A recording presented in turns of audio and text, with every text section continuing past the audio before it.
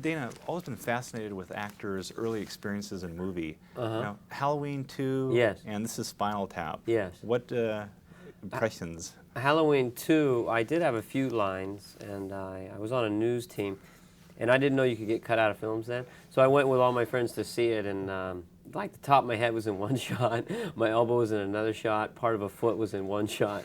So if you put it all together, my whole body was on the screen at one time.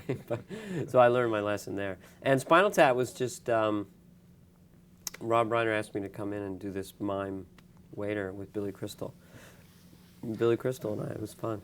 You know, we have some videotape when you were at the White House doing Bush in front of Bush. Yeah. Now, how bizarre an experience was that for you to do? It was surreal. It was surreal being in that environment.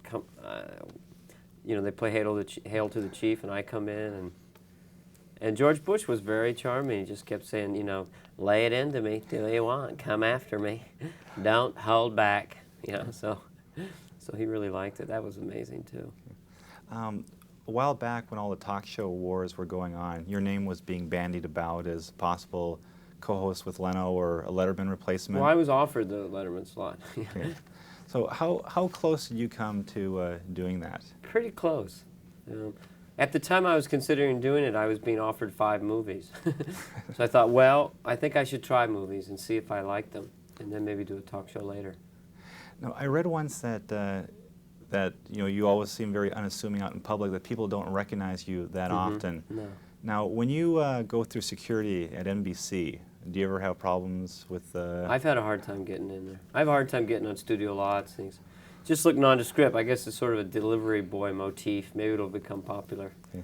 I love the disco Village People number in that seems to be the song. favorite of the journalists today. That's funny. I'll see how the kids feel about that, but the journalists really like the Village People. Now, I'm wondering if disco comes back because of this. Are you going to be ashamed or proud?